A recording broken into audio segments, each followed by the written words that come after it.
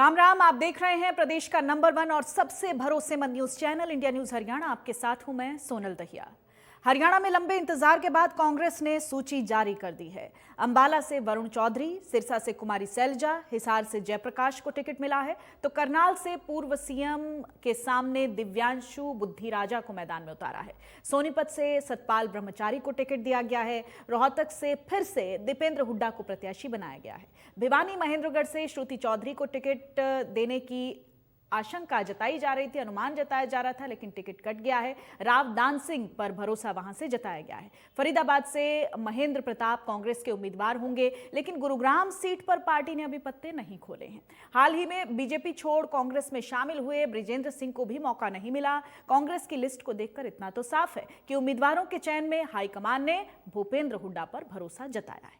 लगातार आपके TV screen पर उम्मीदवारों की तस्वीरें और उनके नाम स्क्रॉल हो रहे हैं। ये हरियाणा कांग्रेस के उम्मीदवार हैं। लगातार इंतजार तो लंबा रहा कांग्रेस पार्टी की लिस्ट का, लेकिन अब ये लिस्ट आउट हो चुकी है और इसमें किन किन चेहरों पर भरोसा जताया गया है। कुछ चेहरे ऐसे हैं जिनका अनुमान जताया जा रहा था, लग रहा था कि ये सीटें एकदम से फिक्स है, यहाँ पर इसी प्रत्याशी को मैदान में उतारा जाएगा, कांग्रेस पार्टी भरोसा जताएगी। लेकिन कुछ जो नाम हैं वो चौंकाने वाले भी हैं। फरीदाबाद से महेंद्र प्रताप को टिकट दिया गया है। रोहतक से फिर से दीपेंद्र हुड्डा लगातार प्रचार प्रसार में जुटे हुए थे और बताया ही जा रहा था कि हुड्डा परिवार पर एक बार फिर से भरोसा जताया जा सकता है। अब टिकट किसको मिलता है वो देखना होगा, लेकिन दीपेंद्र हुड्डा को ही उम्मीदवार बनाया गया है।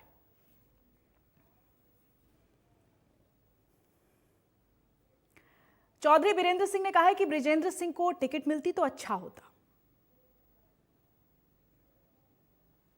मिला नहीं का मलाल तो नहीं होता, लेकिन ये जरूर होता है कि क्यों नहीं मिला। अब क्यों नहीं मिला का तो आप अंदाजा लगा सकते हैं, लेकिन ये नहीं होता कि नहीं मिला तो बस पता नहीं क्या। मेरा तो राजनीतिक जीवन में ये जो स्ट्रेट कितनी बार जो नक्शा है ऊपर नीचे हुआ है, मुझे तो इन बातों से कोई ज़्यादा लंबा चौड़ा वो नहीं लगता। लेकिन बृजेंद्र सिंह एक नई सोच के साथ हैं और उनको ये चांस मिलता तो और अच्छा परिपक्व राजनीतिक के रूप में वो पार्लियामेंट में कांग्रेस के लिए और देश की जो आमूल चूल समस्याएं हैं या आमूल चूल जो हमारे संविधान की बात है, हमारे पार्लियामेंट्री डेमोक्रेसी की बात है, इन बातों को बहुत बल मिलता।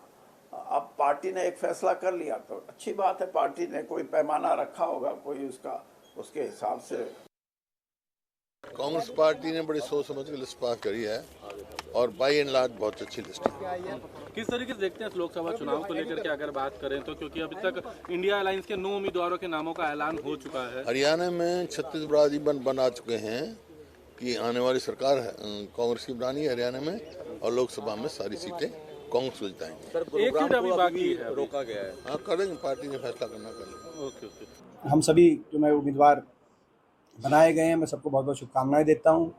मैं मानता हूं कि पार्टी ने हर तरह का इसमें संतुलन बनाने का एक प्रयास किया है और मैं समझता हूं कि सभी उम्मीदवार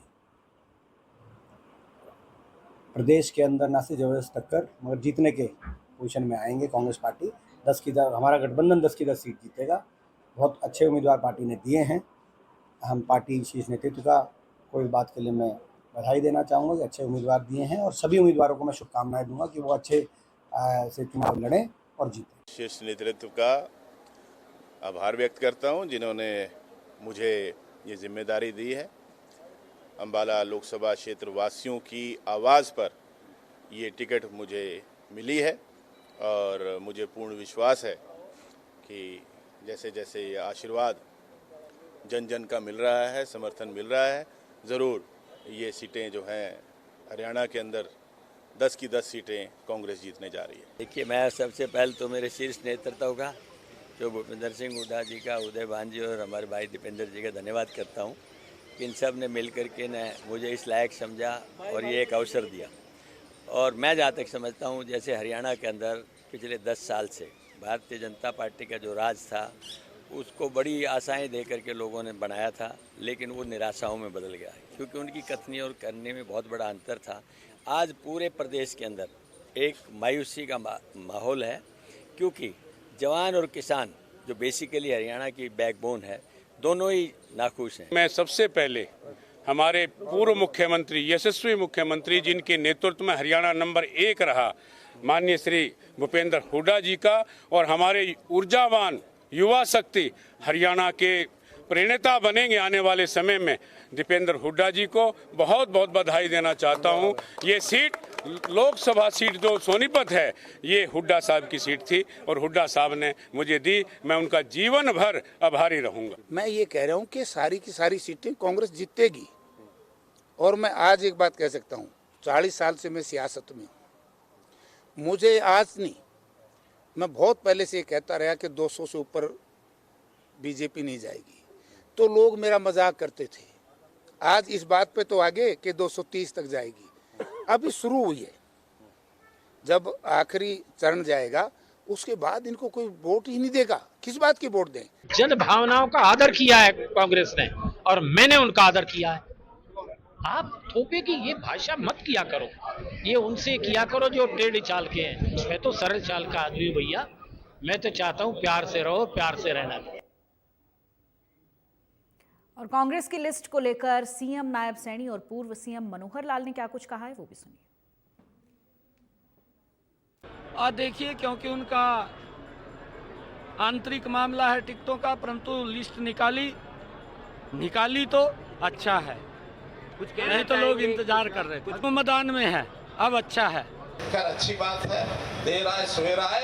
कल उन्होंने अपने सभी प्रत्याशी, बल्कि एक अभी भी रह गया है, अभी भी एक छोड़ करके बाकी कल घोषणा की है।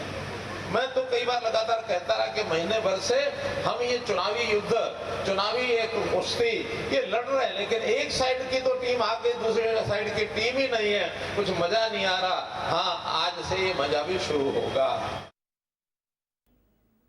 और हमारे साथ तमाम मेहमान जुड़ गए हैं। विजेंद्र नेहरा बीजेपी के प्रवक्ता हैं, आपका बहुत बहुत स्वागत है। वेद प्रकाश विद्रोही कांग्रेस के प्रवक्ता हमारे साथ जुड़ गए हैं, आपका भी बहुत बहुत स्वागत है। रजवंत रहीनवाल इनेलो के प्रवक्ता हैं, रजवंत जी आपका बहुत स्वागत है। केसी मलकानिया राजनीतिक विश्लेषक हैं, आपका भी बहुत बहुत स्वागत है सर।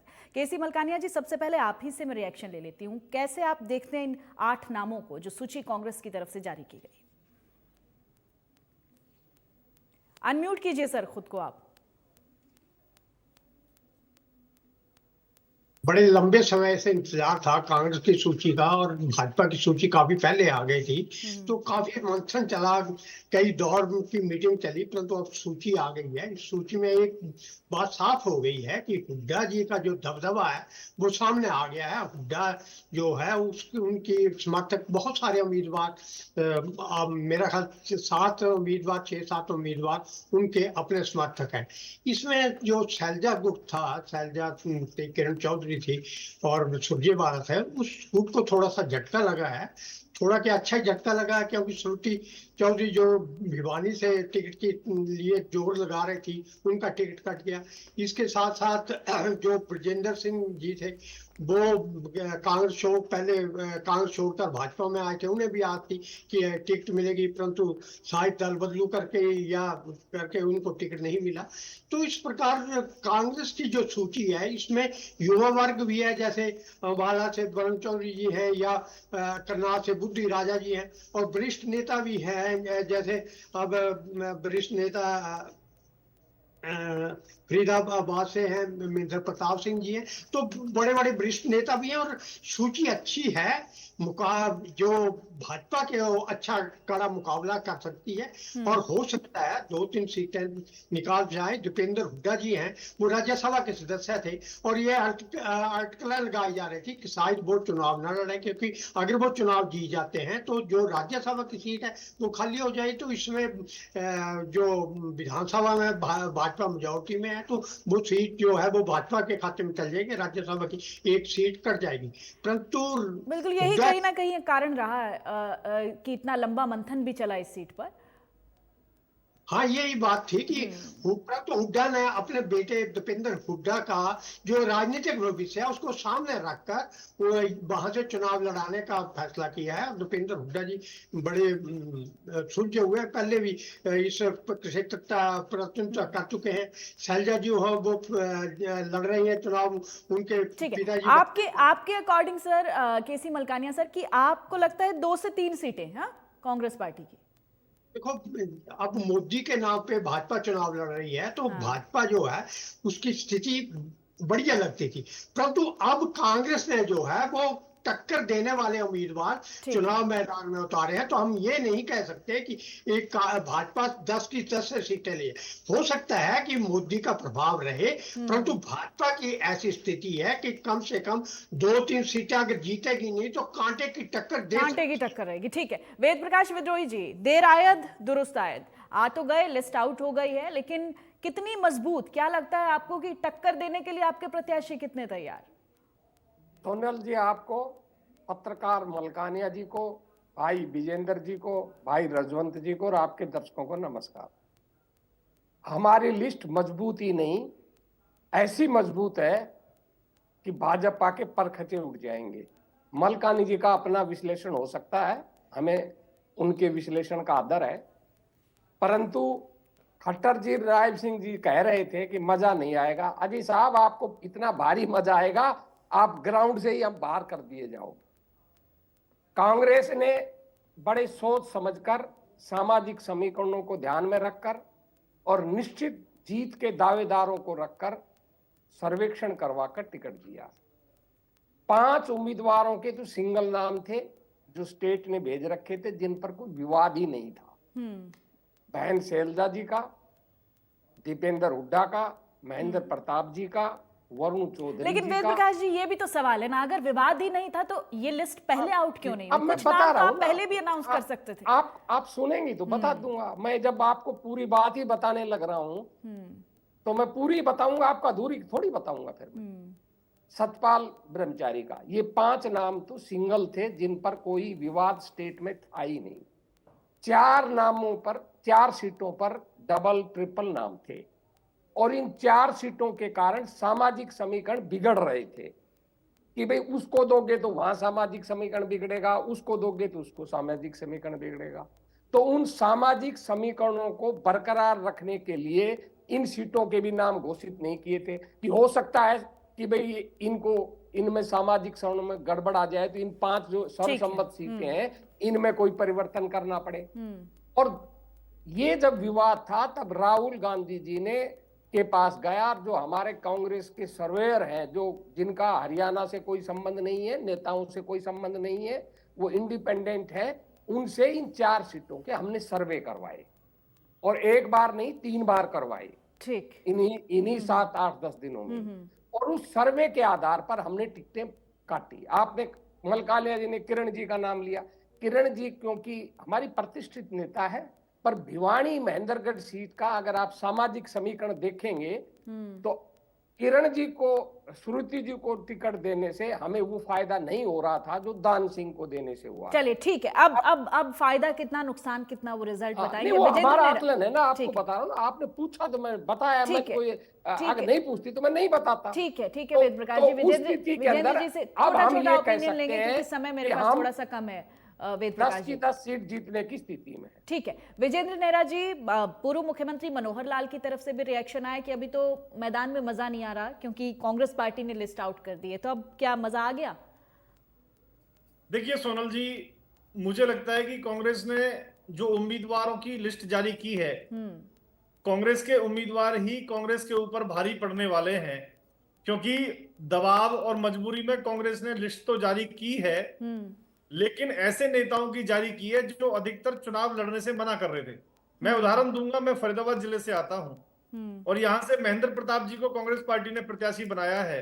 वो लगभग 10-12 साल पहले ही राजनीति से संन्यास ले चुके हैं, सक्रिय राजनीति से, चुनावी राजनीति से, और चुनाव लड़ने से बार बार मना कर रहे थे, फिर भी कांग्रेस पार्टी ने उनको यहाँ प्रत्याशी बनाने का काम किया है। अभी भी कांग्रेस पार्टी के जो सभी प्रत्याशी हैं उनकी घोषणा नहीं हुई है। कांग्रेस पार्टी आज तक भी ये निर्णय नहीं ले पाई कि सभी सीटों के ऊपर प्रत्याशी कौन कौन किसको किस तरह से उतारना है। और कांग्रेस पार्टी की जो फूट है वो फिर से सामने आई है। जिस तरह से इनके दिग्गज नेताओं के भूपेंद्र सिंह हुड्डा जी ने पत्ते काटे हैं, अब वो सब नेता मिलकर प्लानिंग बना रहे हैं कि वो हुड्डा साहब के और कांग्रेस पार्टी के कांटे को निकालेंगे। ये आपस में एक दूसरे को हराने में लगेंगे, एक दूसरे को भिड़ाने में लगे हुए हैं। आपकी पार्टी की लिस्ट में सब कुछ ठीक है विजेंद्र जी? सब कुछ ठीक है? हमारी पार्टी बहुत अच्छा है जी। हमारा तो 1.5 महीने पहले ही हमने प्रत्याशियों की घोषणा कर दी। और कांग्रेस पार्टी का जहां तक आपका सोशल मीडिया कैंपेनिंग का एक लिस्ट जारी होता है जिसमें आपके नेता पहुंचते नहीं हैं। हिसार सीट पर सब कुछ ठीक चल रहा है? सारा कुछ बहुत बढ़िया चल रहा है सोनल जी। मैं अपनी बात रख देता हूं। कांग्रेस पार्टी के विषय में जो मैं आपको बता रहा था कि ये कांग्रेस पार्टी के हार के जो प्रमुख कारण होंगे, ये कांग्रेस पार्टी चाहे SC ST OBC की विरोधी पार्टी हो। इसके पीछे कारण बता देता हूं। कर्नाटक की कांग्रेस सरकार ने OBC आरक्षण में मैडम ये फिर झूठ बोल रहे हैं। मैडम ये मुझे फिर ये झूठ बोल रहे बताइए हैं। इस तरह की कि झूठ ये नहीं जिस तरह चलेगी। से इन्होंने कोई नया कर्नाटक के आरक्षण अंदर नहीं दिया। OBC आरक्षण के अंदर नहीं, फिलहाल हम सीट्स पे बात करते हैं ना। ठीक है विजेंद्र जी, ये अलग मसला है। ठीक है, हम फिलहाल सीट्स पे बात करेंगे, उस पर मंथन चल रहा है। रजवंत जी का रुख करती हूँ मैं। रजवंत रहीमवाल जी, ठीक है, ओके, ऑल राइट, ठीक है। आप मुद्दा ही बदल रहे हैं विजेंद्र जी। ठीक है, 10 सेकंड में कंप्लीट कर देता हूं मैडम। ठीक है। वेद प्रकाश जी, हो गया। रजवंत रहीमवाल जी, रिएक्शन? ठीक है। शांत करोगे तो मैं रिएक्शन भी दे दूंगा। ठीक है। वेद प्रकाश विद्रोही जी, ओके। जी देखिए सोनल जी, बात ये आपको कि यहाँ पर आपने देखा होगा कि किस प्रकार से टिकटें बटी हैं। इस टिकटों में आपने देखा होगा कि गुटबाजी हावी पूरी तरह से रही है। जो 2 गुटों की लगातार हम बात करते थे, SRK गुट और हुड्डा गुट, यहाँ पर ये कह सकते हैं कि हुड्डा गुट पूरी तरह से SRK गुट पर हावी रहा और उसका खामियाजा दूसरे गुट को स्वाभाविक है भुगतना पड़ा। अब ये चीज ये कहते हैं कि हम 10 की 10 सीटें जीतेंगे, कि सीट जीतने के लिए एकजुट होना पड़ता है। और जब ये एकजुट खुद इनके नेता ही नहीं है तो कार्यकर्ता कहां से एकजुट होंगे? और चुनाव इनको अपने कांग्रेस की एक मजबूरी है या पता नहीं इनकी एक अलग से कोई चाल है कि इनको चुनाव भारतीय जनता पार्टी के खिलाफ कम लड़ना पड़ेगा, अपनी पार्टी वालों के साथ ज्यादा लड़ना पड़ेगा। अब आपने देखा होगा कि किस प्रकार से माहौल बना हुआ है। भारतीय जनता पार्टी के इकलौते उम्मीदवार मैदान में घूम रहे थे।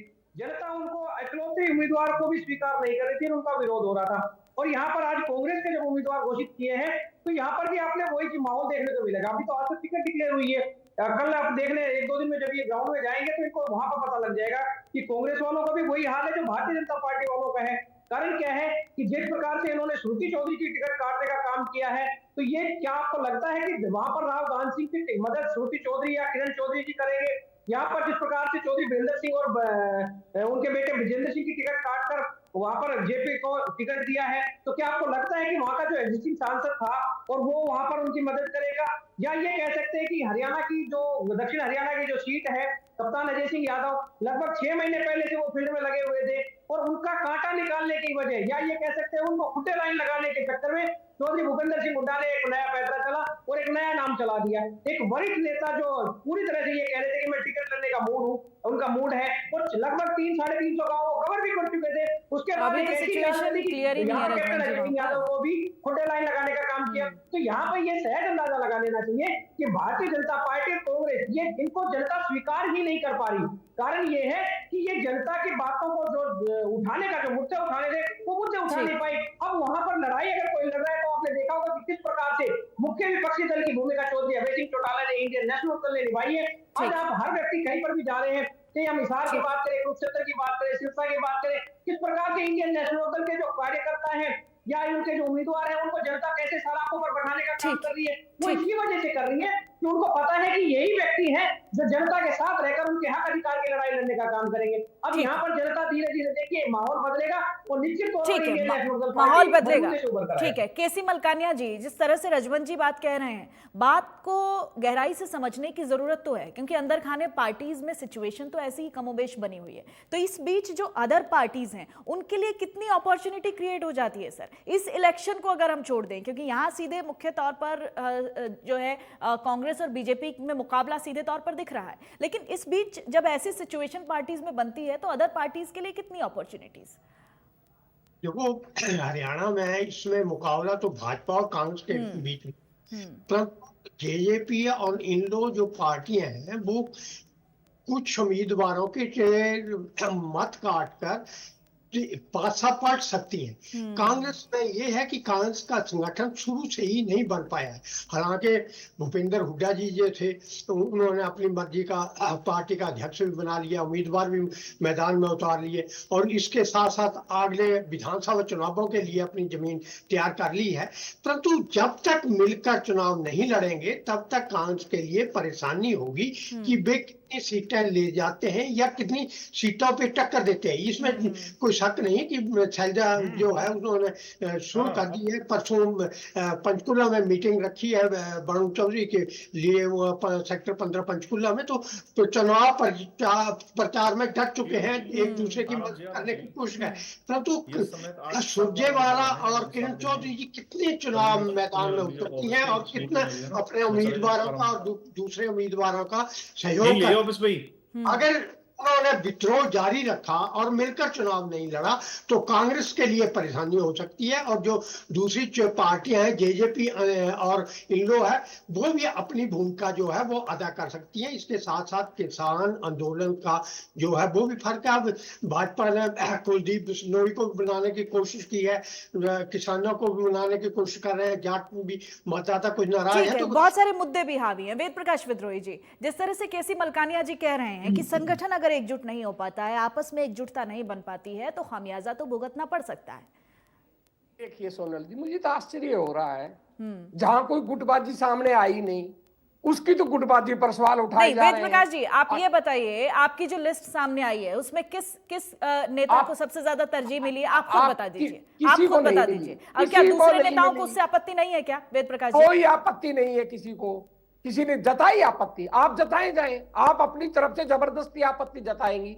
जब कोई नेता आपत्ति जताएगा तो मैं सवाल का जवाब दे दूंगा। अभी तक किसी ने जताई है और भाजपा में अभी समय है। ठीक है। वीरेंद्र सिंह की बात से क्या समझेंगे आप? वीरेंद्र सिंह का जो रिएक्शन आया उससे क्या समझेंगे आप? वेद प्रकाश जी वो साफ तौर पर कह रहे हैं कि अगर मुझे बुलाया जाएगा तो मैं जाऊंगा। अगर पार्टी में एकजुटता यही नहीं है आपस में उनको, मैडम इनकार तो नहीं किया ना उन्होंने, हम उनको बुलाएंगे, उनको उनका सहयोग लेंगे।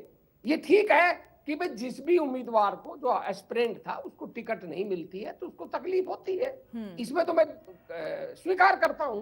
पर मैं कह रहा हूं अभी कांग्रेस में टिकट को लेकर अभी तक, कल की मैं नहीं कह रहा, कोई गुटबाजी नहीं आई, कोई विरोध नहीं आया। इसलिए गुटबाजी विरोध की बात बेमानी है। और भाजपा ने 1.5 महीना होगा टिकट बांटे, वहां खुली गुटबाजी है, एक दूसरे के विरोध में खड़े हैं। ये भाजपा वाले हमारी गुटबाजी की तो बात कर रहे हैं, पर ये नहीं कहते इनके यहाँ कितनी गुटबाजी है। ठीक है वेद प्रकाश विद्रोही जी, ठीक है, ओके। विजेंद्र नेहरा जी, जवाब देंगे आप।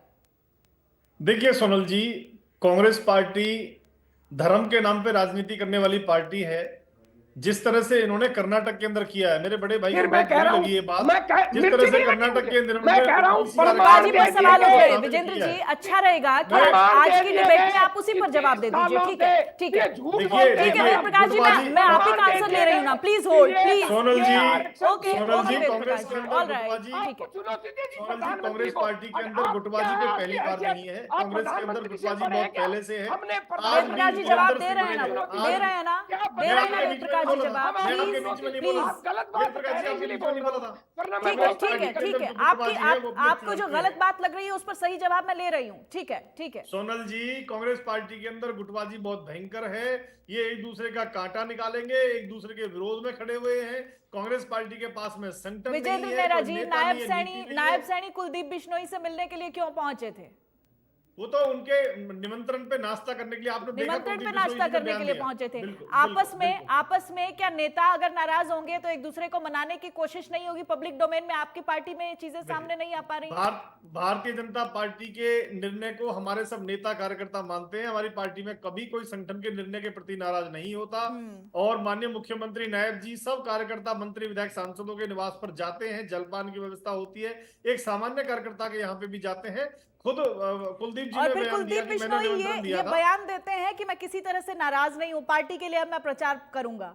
ये रिएक्शन बिल्कुल, भी आता है उन्होंने उनका पूरा बयान आपने सुना हो तो उन्होंने कहा मैंने निमंत्रण दिया था मुख्यमंत्री जी को कि आप नाश्ते पे आइए, वो आए हैं, उनका धन्यवाद करता हूं। मैं पार्टी के निर्णय के साथ हूं, प्रचार में साथ हूं। भारतीय जनता पार्टी 10 की 10 लोकसभा बड़े अंतर से जनता के आशीर्वाद से हम लोग प्रचार जीतेंगे। के लिए साथ है, तो लेकिन कांग्रेस जब पार्टी- शेड्यूल बनाया जाता है तो शेड्यूल में ना कैप्टन अभिमन्यु साथ होते हैं, वो कहीं और बाहर पार्टी का प्रचार कर रहे होते हैं, और ना ही भव्य बिश्नोई पहुंचते हैं पूरा शेड्यूल जारी करने के बाद। गुटबाजी तो देखिए है, नो डाउट। ये चीजें अगर आप सवाल उठाएंगे कांग्रेस पार्टी पर, तो इस वक्त सवाल तो विजेंद्र नेहरा जी बीजेपी पर भी उठ रहे हैं, लाजमी सी बात। देखिए सोनल जी, कैप्टन अभिमन्यु जी असम के चुनाव प्रभारी हैं लोकसभा चुनाव की दृष्टि से, इसलिए वो बाहर अपने प्रचार में हैं क्योंकि वो प्रभारी हैं। हमारी पार्टी में संगठन का दायित्व अलग होता है, सरकार की जिम्मेदारी अलग होती है।